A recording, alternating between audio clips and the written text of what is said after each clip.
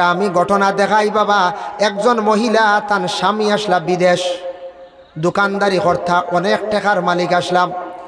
মহিলা খানি আউরি ফেলাইতা গরর ফিসেরে, কুকুরে খার, শিয়ালে খার, ও লাগা গরর মহিলা হলে কইতা গো তুমি যে হারে সবজি বাদ ফেলাইতরা ইতা গালি লাগবো, ইতা বেটিয়ে মানে না। এইভাবে ৬-৭টা বছর গেল। হঠাৎ একদিন খবর আইছে তান স্বামী মণিপুর উগ্রবাদী গুলি করিয়া হত্যা করিলাইছন। যে হারে টেকার জোর আসলো, পয়সা আসলো, খাইছন উড়াইছন খাফড়র উপরে খাফড়, টেকার উপরে টেকা উড়াইছন। এক সময় এমন অবস্থা হয়েছে টেকারে টেকা কইছেন না, খাফড় ফালাই দিছেন। বাচ্চা ফায়খানা করে লিছে, খাফড় বেটিয়ে দইছে না, ইটা মারি বাল্লাত ফালাই দিছে। পরে ওলা হয়েছে স্বামী মারা গেছেন, সেই মহিলার ওলা অবস্থা হইল এখন তো খানি নাই, কই টেকা তো আর কোনো ব্যবস্থা নাই। এখন বড় বাসুরের ঘরে এখন খাইতরা দেব আবদুহু ওয়া রাসূলুহু الذي أرسله بالحق بشيرا ونذيرا وداعيا إلى الله بإذنه وسراجا منيرا أما بعد فأعوذ بالله من الشيطان الرجيم بسم الله الرحمن الرحيم يا أيها الذين آمنوا لا تلهكم أموالكم ولا أولادكم عن ذكر الله وقال في آية الأخرى يا أيها الذين آمنوا لا يحل لكم أن ترثوا النساء كرها صدق الله العظيم وقال النبي صلى الله عليه وسلم أي الإسلام خير قال تطعم الطعام وتقرأ السلام على من عرفت ومن لم تعرف أو كما قال عليه الصلاة والسلام إن الله وملائكته يصلون على النبي يا أيها الذين آمنوا صلوا عليه وسلموا تسليما اللهم صل على سيدنا مولانا محمد وعلى آل سيدنا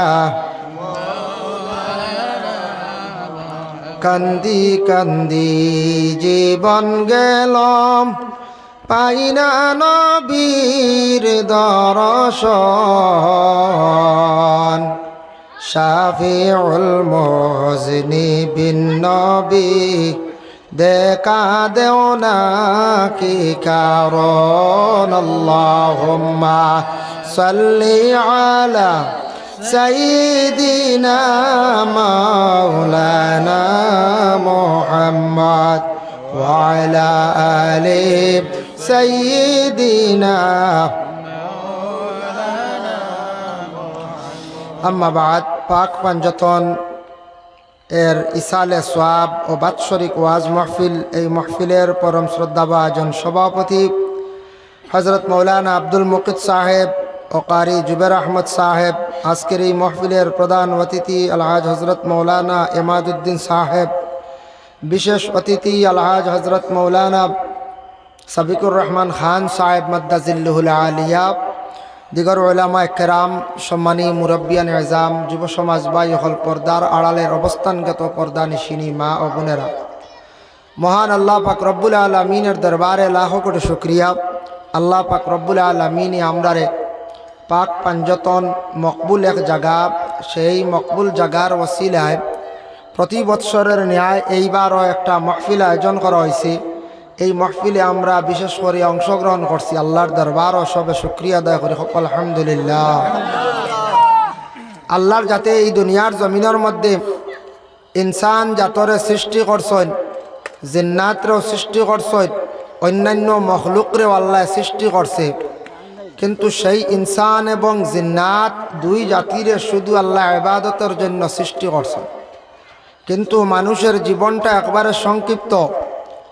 আমরা কিছু দিনের লাগি আল্লাহ আমরা এই দুনিয়ার জমিনও ভাটাইছেন, সেও চিরস্থায়ী না। অতএব দুনিয়াটাও চিরস্থায়ী নাই। দুনিয়া এক সময় বাঙ্গিয়া চূর্ণ বিচূর্ণ হয়ে যাব। আল্লাহ কোরআনও কইছেন, কুল্লু মান আলাইহা ফান ওয়া ইয়াবকা ওয়াজহু রাব্বিকা যুল জালালি ওয়াল ইকরাম।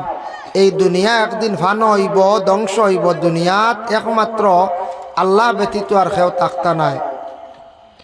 আর সেই ইনসান আর জিন্নাত আল্লাহ শুধু ইবাদতর লাগি সৃষ্টি করছেন। আমরা হইলাম ইনসান। মানুষের জীবনে আল্লাহ পরীক্ষা, মানুষের জীবনটাও পরীক্ষার। ছাত্ররা যদি পরীক্ষা দেন, যত কঠিন পরীক্ষা হইব, যত মনোযোগ দিয়া সে পরীক্ষা দিব, তত তার পরীক্ষার রেজাল্ট ভালো হইব। ঠিক তদ্রূপ আমরার জীবনে ওলা পরীক্ষা আল্লাহ নবী হলরে বড় বড় পরীক্ষা করছেন। এর মধ্যে সবথেকে বড় পরীক্ষা করছেন ইব্রাহিম আলাইহিস সালাতু ওয়াসসালাম রে আল্লাহ বড় পরীক্ষা করছেন। তা আমরা হইলাম গিয়া ও নবীর উম্মত, যে নবীর উম্মতের জন্য পরীক্ষা আছে। আল্লাহ কত রকমের পরীক্ষা করেন। খেওরে আল্লাহ বেশ করিয়া বেমার দিয়া পরীক্ষা করেন, খেওরে আওলাদ দিয়াও পরীক্ষা করেন, খেওরে না দিয়াও পরীক্ষা করেন, খেওরে দন দিয়াও করেন, খেওরে না দিয়াও করেন, খেওরের উপরে বড় আরো কোনো ধরনের মুসিবত দিয়ে আল্লাহ পরীক্ষা করেন। দেখি আমার বন্দারে আমি মুসিবত দিলাম, কঠিন এক কাজও ফেলাইছি, দেখি তারপরে আমি আল্লাহরে সে বলেনি না স্মরণ করে, এটা আল্লাহ আপনার আমার পরীক্ষা লয়। এর জন্য পরীক্ষার জিন্দেগি এটা আমরার। মানুষের জীবন দুঃখেও যায়, সুখেও যায়। খেওরের জীবন সুখে, খেওরের জীবন দুঃখে। খেওরের চিরজীবনও যায় কি সুখে, আর খেওরের যায় কি চিরজীবনও দুঃখে। এর জন্য বিশেষ করিয়া জীবনটা মানুষের দুঃখের আর সুখের। সারা যেন সুখে যাইব কি তা নাই, আর সারা জীবন যেন দুঃখে যাইব কি তা নাই।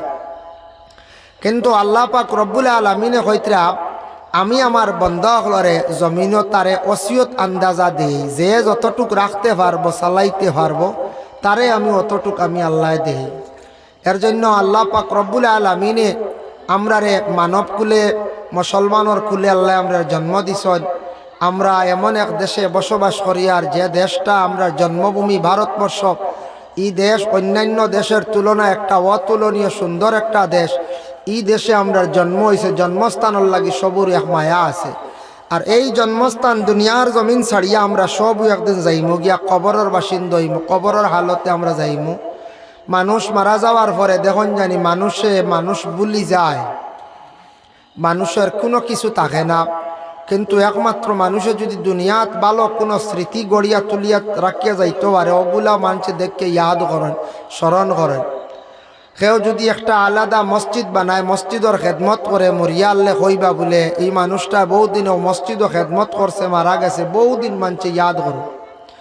সদকায় জারিয়া কেউ যদি রাস্তাঘাট বানাইয়া দেন, মেহনত করেন, রাস্তার কথা মানুষে আজীবন মনে করব, হইব অমুকর দ্বারা রাস্তাঘাট বনছে, অমুকর দ্বারা মসজিদ বনছে, অমুকে দিনী প্রতিষ্ঠান খেদমত করিয়া গেছে মাদ্রাসায়। যদি এগুলা চিরজীবন স্থায়ী থাকে, ওগুলা মানুষে ইয়াদ করে, স্মরণ করে। আর বাকি মানুষ আমরা মরিয়ালে আর কিচ্ছু ইয়াদ করে না, রয় না। দাদা মারা গেছেন, দাদার সারা আমরা হারছি বলিয়া, বাপ মারা গেছেন, বাপরও অনেক কিছু বলিয়া হারছি। আমরা মারা যাওয়ার পরে আর হেরার কথা বিলকুল আর স্মরণেও আইত নাই।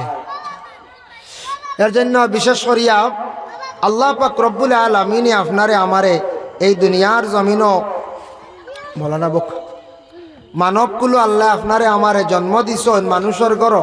আমরার মধ্যে আদব আখলাক এগুলা আমরা কিতা থাকতো, ঠিক থাকতো। আদব আখলাকগুলো আমরা ঠিক থাকতো। যার জন্য বিশেষ করিয়া যখন আমি পবিত্র কালামুল্লাহ শরীফ তাকি একটা আয়াতে করিমা তিলাওয়াত করলাম, তার আগে আমি একটা আয়াতে করিমা নিয়া সামান্য তিলাওয়াত করি। আল্লাহ পাক রব্বুল আলামিন ঘোষণা করেন, ওয়া ইযা হুয়িতুম বিতাহিয়াতিন ফাহাইয়ু বিআহসানা মিনহা আও রুদ্দুহা। আল্লাহ কইতরে আপনারে আমারে, ও আমার বান্দা হল, তোমাতান্ডে যখন একজনে সালাম দিব, সালামর জবাবটা তুমি তেন সুন্দর করিয়া আদায় করিও। বি আহসানা মিনহা আও রুদ্দুহা, সালামর জবাবটা সুন্দর ইয়া আদায় হইত। আর সালাম হরইল সুন্নত, জবাব দেব হইল গিয়া ওয়াজিব। কেউ যদি সালাম শোনা মাত্র জবাব দেন না, ইচ্ছাকৃত অবস্থা তাই গুনাহগার হইবা, ওয়াজিবরে তরক করলা। এই আয়াতের ব্যাখ্যার মধ্যে তাফসীর ইবনে কাসিরের মধ্যে লেখছেন, একজন ব্যক্তি আল্লাহর রাসূলের কাছে গিয়ে সালাম দিছেন, আসসালামু আলাইকুম ইয়া রাসূলুল্লাহ।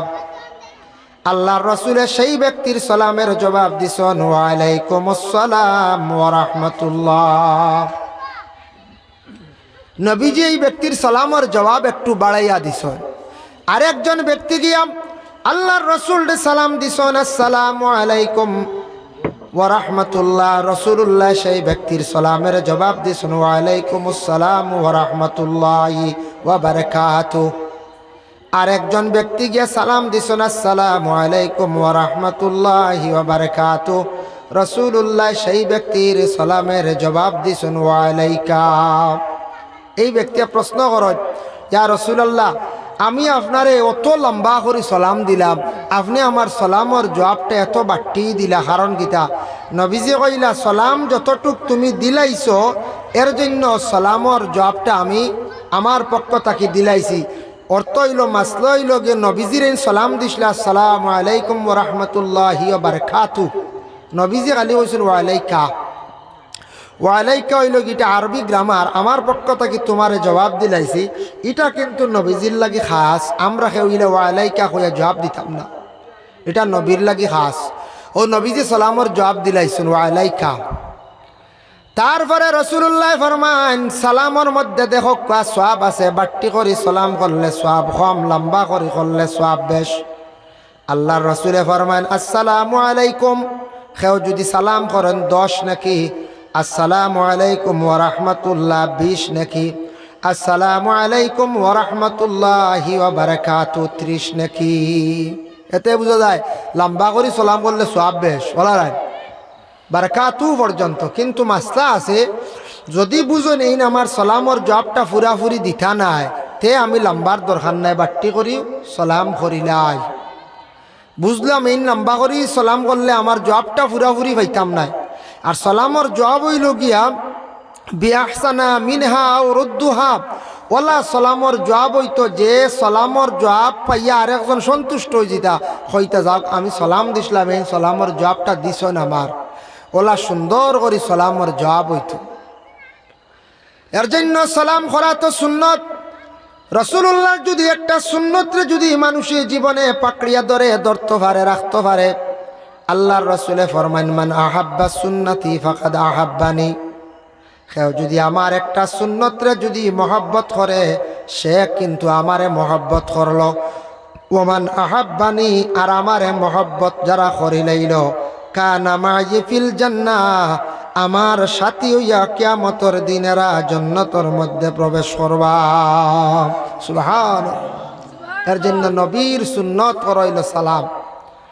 অন্য কিতাবের মধ্যে লেখছেন আহসানুল মাওয়াইজ, সেই কিতাবের মধ্যে লেখছেন সালাম যত মানুষে বেশি করি করব, তার মর্তবা আল্লাহ বাড়াইয়া দিবা। সালাম মানুষে করলে মানুষের ভিতর থাকি ফখর কমি যায়। সালাম মানুষে যত বেশি করব, তার মর্যাদা সম্মান আল্লাহ জমিনও বাড়াইয়া দিবা। এর জন্য সালাম করতে সময় কোনোদিন আপনার আমার বখিলি করতাম না। সালাম এত বড় একটা ইবাদত। আল্লাহর রাসূলে ফরমান, দুইজনের মধ্যে যদি মন মালিন্যতা যদি থাকে, আর একজন ব্যক্তি যদি সালাম দিলায়, হয়তরা সালামর কারণে মন মালিন্যতা তাদের কাছে থাকলে দূর হয়ে যায়। সালামে মানুষের ভিতর থাকি মন মালিন্যতা মনের মধ্যে কিছু থাকলে দূর হয়ে যায়। এর জন্য সালামর আদত আমরা করতাম। সালাম গড় গিয়া বাড়িত গিয়া সালাম দিলেও ই বাড়িত ফায়দা আছে। আয়াতর ব্যাখ্যা টানছেন, ইয়া আইয়ুহাল্লাযীনা আমানু লা তাদখুলু বুয়ুতান গায়রা বুয়ুতিকুম। ও আয়াতর ব্যাখ্যাত আনছেন, রাসূলুল্লাহ একদিন এক সাহাবীর বাড়িত গেছেন, যাওয়ার পরে কইলা আসসালামু আলাইকুম, আসসালামু আলাইকুম। দুইবার সালাম নবীজি সাহাবীর বাড়িত গিয়ে সালাম দিলা, সালামর কোনো জবাব নাই। এই সাহাবীর নাম হইল সাআদ ইবনে উবাদা। রসুল্লাহ সালামর জবাব পাইছেন না, গুড়িয়া যাইতরা গিয়ার অর্থ হইল ইজাজত পাইছেন না, বিনা ইজাজতে খেওরর গড় ঢুকা যাইজ নাই। যেমন খেও এক বাড়িত গেলাম, খেও গড় নাই, ইজাজত নাই, এমনি গিয়া ঢুকতাম না, এটা আমরা শরীয়তে নিষেধ করছি। নবীজি সালাম দিছেন, জবাব নাই, গুড়িয়া যাইতরা গিয়া। ও সময় গড় থেকে বার হইছেন এক সাহাবি, সাদ ইবনে উবাদা। সাদ ইবনে উবাদা ঘরের ভিতর তাকি বাইরে এখন, ইয়া রাসূলুল্লাহ, আপনি ঘরের মধ্যে তশরিফ আনক্কা। আল্লাহর রসুল ঘরের মধ্যে তশরিফ নিছেন, নেওয়ার পরে ও সময় লগে একজন সাহাবী আসলা, আবদে কইছে, সাহাবী জানাইলে, ইয়া রাসূলুল্লাহ, আপনি ঘরে আসক্কা। আর ও ভাই সাদ, তুমি খেনে আল্লাহর রসুলের সালামের জবাবটা তুমি কেন দিলাই না? সাদ ইবনে উবাদা কইন, আমি সালামর জবাব দিছি না কেন, এটা আমি নবীজির উত্তর দিম, এটা আমার ব্যবহার। ও সময় রসুল্লাহ ও হরণ ধরাই এগো ক্ষমা ডাকিব, আল্লাহুম্মা সাল্লি আলা সাইয়্যিদিনা মাওলানা মুহাম্মদ ওয়া আলা আলি সাইয়্যিদিনা। নবীজি গেছেন ঘরের মধ্যে, আর সাদ ইবনে উবাদা এখন, ইয়া রাসূলুল্লাহ, ইয়া হাবিবাল্লাহ, আমি আপনার সালাম শুনছি, কিন্তু সালামের জবাবটা আমি দিছি না। দিছি কিন্তু হালেকে আমি আস্তে আস্তে জবাব দিছি, ও কারণে আমি সালামের জবাবটা আমি আস্তে দিলাম। আমার নবী আমার বাড়ির মধ্যে আসিয়া দুইবার সালাম দিছেন, আমি মনে করি আর আমার বাড়ির মধ্যে দুইটা রহমত নাজিল হইছে। আর একবার যদি আল্লাহর রসুলে সালাম দেন, জানমো আমার বাড়ির মধ্যে আর একটা রহমত নাজিল হইত। ও কারণে ক্ষমা কগে বাড়িয়া আগে জ্বালা করলে ও আর ওইগু জ্বালা আছে, ওগু এখন কমে গেছে, ওগু তো হাত দেখ আগা আগা জ্বালা আসলো। ও এখানে কমছে না বললেও আপনি জানেন না, আর কোন গুড়াইতে সাউন্ড বক্স ওগু গেছে কি নাই, আপনি জানেন না, ওগুলো আড়িতে রাখেন। ও আইস ও আইস, এটা ও ফয়লা বালা আসো, ঠিক আছে। ও আর লাড়িও না। আল্লাহুম্মা সাল্লি আলা সাইয়্যিদিনা মাওলানা মুহাম্মদ ওয়া আলা আলি সাইয়্যিদিনা। এর জন্য যে কোনো বাড়ির মধ্যে গিয়া কোনো মানুষে সালাম দিলেই বাড়িতে রহমত নাজিল হয়। আল্লাহর রসুলে কইলা, ও সাদ, তোমার বাড়ির মধ্যে সালামর তুমি অপেক্ষা করডায়। লগে লগে আল্লাহর রসুলে সাদর ঘরের মধ্যে বসিয়া দোয়া করলা, আল্লাহ আমার সাদর বাড়ির মধ্যে রহমত এবং বরকত আপনি নাজিল করো, রহমত এবং বরকত নাজিল করো আমার বাড়ির মধ্যে। আল্লাহ আমার সাদর বাড়ির মধ্যে নবীজি দোয়া দিছেন, যার দ্বারা বাড়ির মধ্যে রহমত নাজিল হইছে, বরকত নাজিল হইছে। কারণ আর নবীজিরে মেহমানদারি করছেন সাদ ইবনে উবাদা কিসমিস দিয়া, আর রাসূলুল্লাহ কিসমিস কিছু খাইয়া রইছে, ও রাইন বরকতান হিসাবে গরুর সারায় বাটিয়া খাইলা। ও বইল দলিল, আমরা আর বাড়িন তো চাহ বগলাইয়া ফলুল খাইয়া রয় নাই, সারায় বাটিয়া খাই। ই বাটিয়া খাওয়া বরকতান হিসাবে খাওয়া যাই আছে। রাসূলুল্লাহ কিসমিস খাইয়া রইছিল, সাদ ইবনে উবাদার গরুর সারায় বাটিয়া খাইছে বরকতান হিসাবে। আর আরেক জিনিস হইল মুখর খাওয়া খাওয়া যাই আছে। সুয়ারুল মুমিনি শিফাউন, মুমিনর মুখর খাওয়া হইল বেমারর শিফা। সুবহানাল্লাহ, নবীজি কইছেন যে কোনো মুমিনর মুখর খাওয়া হইল গে বেমারর শিফা। মুমিন কারা কয়, এখন একজনে যদি প্রকাশ্য মদ পান করেন, প্রকাশ্য যদি কোনো কেউ ড্রাগস খান, প্রকাশ্য যদি গাঁজা খান, তাই অপেন হয়ে গেছেন, সবে জানা হয়ে গেছে, এন কিন্তু মুমিন না, এন মুখর খাওয়া আমরা খাইতাম না। বাকি যারা আছে এই ধরনের নেশা জাতীয় জিনিস থেকে যেন বিরত আসন, তান যদি মুখর খাওয়া খায়, কোনো মেয়ে সাবর, কোনো মুরব্বী সাবর, কোনো আমলিয়ত মানুষের মুমিনর মুখর খাওয়া খাইলে বেমার আল্লাহ শিফা দেন। এর জন্য খাওয়া খাওয়া যায়, আমরা খাওয়া অপছন্দ করি। ইগো আপনি খাইছেন না, একসময় আপনার মনে চাইছে না দুসরা কথা, কিন্তু না যাইজ কইতে পারতা না। নবীজি কইছেন খাওয়া খাওয়া যায়। সুবহানাল্লাহ। আমি যে আয়াতে করিমা তিলাওয়াত করলাম আল্লাহ কোরআনের মধ্যে ঘোষণা করছেন ইয়া আইয়ুহাল্লাযীনা আমানু লা তুলহিকুম আমওয়ালুকুম ওয়ালা আওলাদুকুম আন যিকরিল্লাহ। আল্লাহর যাতে জানান ও ইমানদার হল, লা তুলহিকুম আমওয়ালুকুম ওয়ালা আওলাদুকুম, তুমি তান হালাক হইও না, বরবাদ হইও না, তুমি তার মাল এবং আওলাদ এই দুইটা জিনিসের কারণে যাতে আমি আল্লাহর জিকির থাকি যেন বঞ্চিত না। মাল এবং আওলাদ এই দুই জিনিসের লাগি সবরু মায়া আছে না এখন চাই আপনার হকা আমার হকা মালর লাগি কত মায়া থাকতো। মালর লাগি যদি মায়া হয় না, আওলাদর লাগি মায়া হয় না, তে আওলাদ আপনি চালাইবা কিলা, বড় হইব কিলা। মাল যদি মায়া হয় না, তে মাল বানাইতে পারতা না, এটার লাগে মায়া থাকতো। যে কোনো মানুষ প্রত্যেকে তার জীবনের মধ্যে রুজি রোজগার করক, মেহনত করক। মানুষের মূল একটা লাইফ আছে, মানুষের মূল একটা জিন্দেগি আছে। মানুষের জিন্দেগির মধ্যে একটা লাইফ আছে। দেখো আগে 20 বছর, পিছে 20 বছর, মাঝখানো 20 বছর, টোটাল মানুষের সচ্ছল হিসাবে প্রায় 60 বছরের জিন্দেগি। আমরার নবীর উম্মত অগলর জিন্দেগি সচ্ছল হিসাবে মাত্র 60 বছর। বাকি যে দিনগুলা ফাজিল আপনি বাঁচিবা 60 বছর পর্যন্ত। আগর 20 বছর প্রত্যেক মা বাবার দায়িত্বে যায় গিয়ে আমরা সারা পড়াশোনার থাকি নেন, সারা পড়াশোনাত পড়ার তাকই না ওলাদ হল। বাপে কোনোদিন কইনি খামো যাও, ছেলেরও কন্যা, মেয়েরও কন্যা, মেয়েও পড়া নিত, ছেলেও পড়া নিত।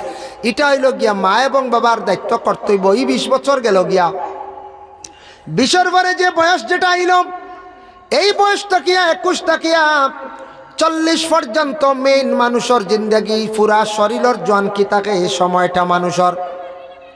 এই সময়টা বেশি গুরুত্ব দিতাম আমরার জিন্দগির মধ্যেও। সময় যদি যত বেশি আল্লাহ আল্লাহ করতে পারবা, আল্লাহর জিকির করতে পারবা, আল্লাহ আল্লাহ করতে আপনি মজাও পাইবা, আমিও পাইমো। কারণ এই সময় শরীরটা সচেতন থাকে, শরীরের মধ্যে চেতনা থাকে। এই সময় পুরা মানুষের জনকি থাকে। আর ও সময় যদি সারায় মেহনত করেন না, জিন্দগি কামিয়াব হয় না।